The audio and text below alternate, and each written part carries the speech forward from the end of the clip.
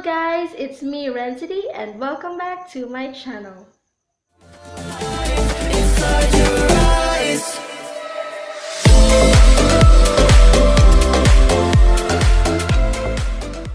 Alright guys, so today we will talk about confidence. So when we say confidence, dapat we can carry ourselves, diba? Tayo mga babae, kung saan tayo magpunta, dapat carry natin yung sarili natin.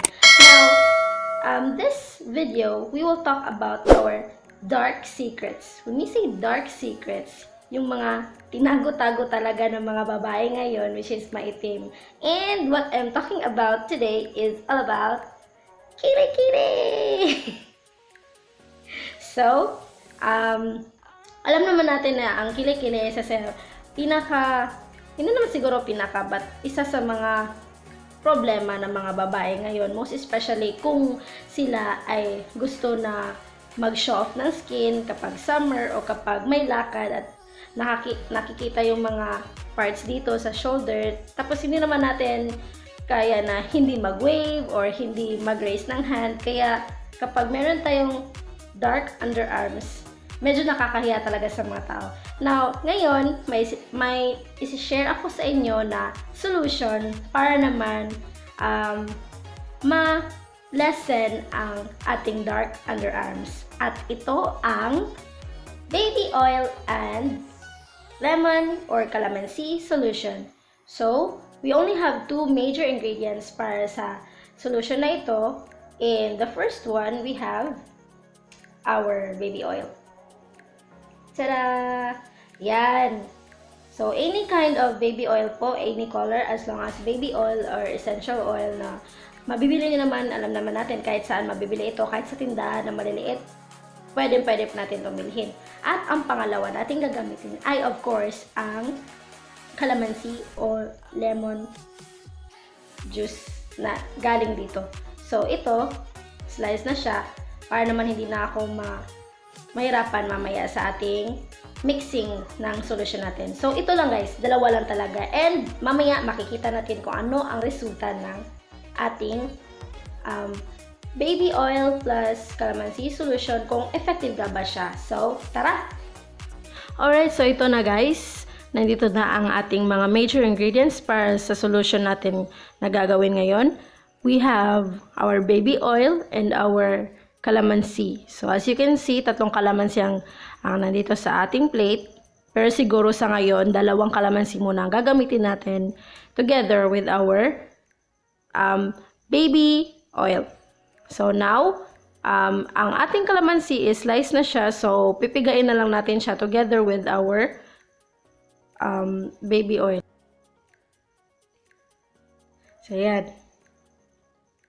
So, as you can see, guys, we already have our lemon extracts inside the mixing bowl. So, our ratio for this solution is 1:1. So, therefore, isang lemon juice is katumbas ng isang tablespoon. So, kung gaano karami na lemon juice or calamansi pieces ang ginamit nyo, garon din karami ang tablespoon na gagamitin nyo. So, since dalawang calamansi lang ginamit natin, therefore, dalawang tablespoon lang muna ang ating imimix sa ating calamansi juice. Now, let's open our baby oil and pour and measure 2 tablespoons. And, this time guys, ihalo-halo na lang natin para masigurado natin na even talaga yung pag-absorb ng cotton mamaya. So, ito na guys. Ito na ang ating solution and gagamitin na natin siya sa ating kilikili mamaya. Guys, so since we are done with our mixing process with our baby oil and our calamansi juice, now, ito na ang ating solution. So, close up muna tayo kung ano ang itsura niya sa actual na solution na ito. Yan. Para pa rin siyang calamansi, but meron na siyang oil, of course, para mantika na siya. So, kapag nakita nyo na namimix na yung oil together with the calamansi juice, pwede na natin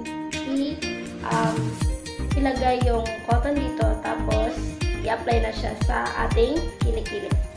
So, I have here 3 cotton balls. So, isa mo ng cotton ball yung gagamitin natin.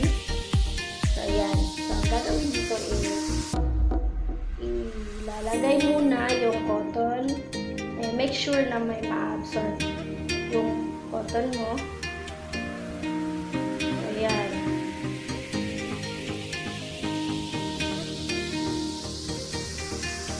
Ilalagay ko muna dito para sure na hindi siya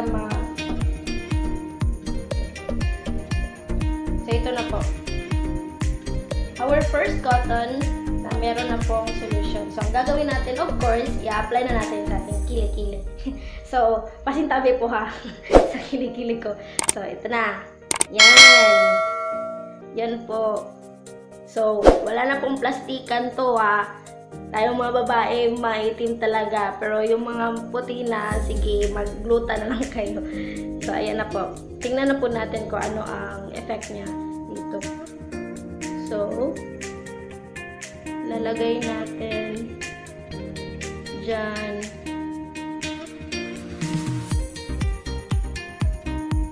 Medyo mahapdi siya siguro dahil sa calamansi, but okay naman.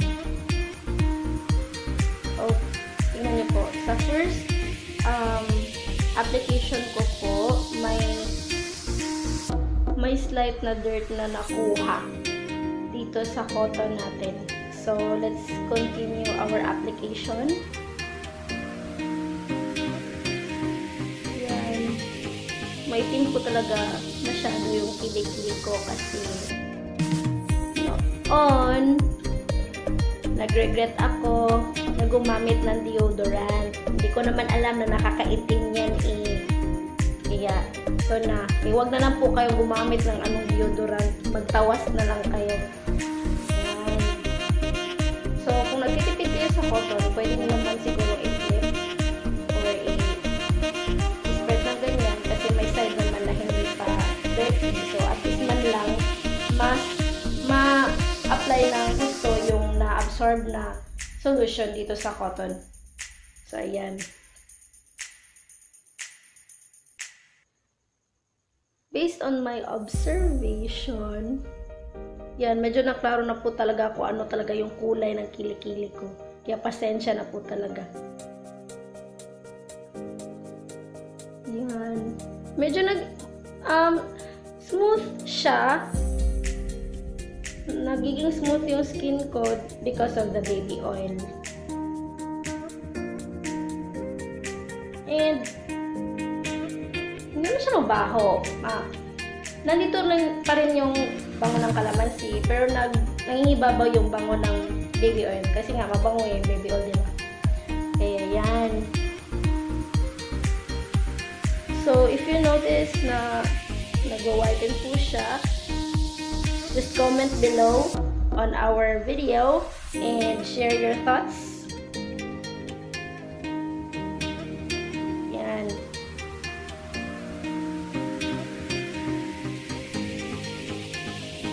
So, if you can observe, para po siya nag-lighten, no?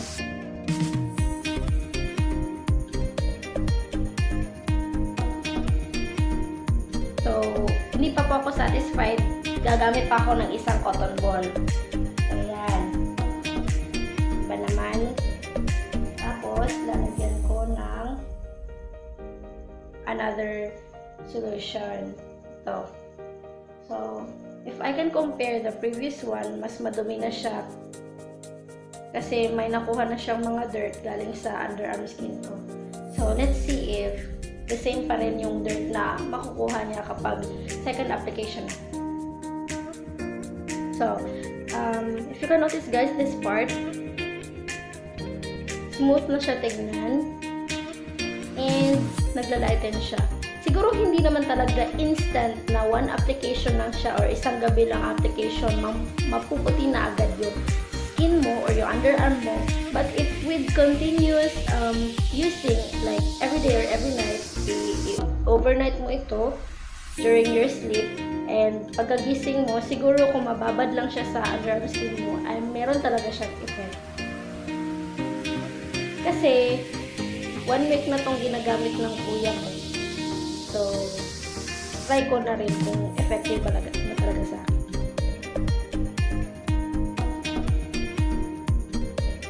Okay, so ito na po yung second application ko. Medyo hindi na po siya nakakuha ng dirt. Pero, nanatili pa rin ang kanyang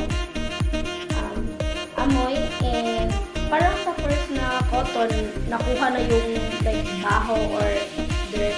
And the second one, parang finalization na lang ng application mo. Kaya, wag lang po kayong mag-rough application. Baka po ma-irritate yung underarm skin nyo. Baka po pumula. Kaya yan po. Hinihina-hini ko na lang po. Yan. So, siguro, I will let this sit for like 10 minutes. Or if I want this to applied in my underarm with many hours or overnight, pwede pa rin kasi hindi naman toxic yung ginagamit natin. So, hindi siya makaka-affect sa underarm skin natin. Okay guys, so ngayon, it's been 10 minutes since I applied the solution on my underarm. So, let's have a comparison with my right and left underarm. So, ito po yung right ko. So, ayan. After 10 minutes po to hindi po ako nag-overnight ito. So, I will focus this one. Ayan. So, kung ako po talaga ang tatanungin, I am very much satisfied for the effect. Like, wow. O, diba? And, for comparison dito po sa left underarm ko, para mas makita nyo kung saan ba talaga ang mas maitim. Ayan.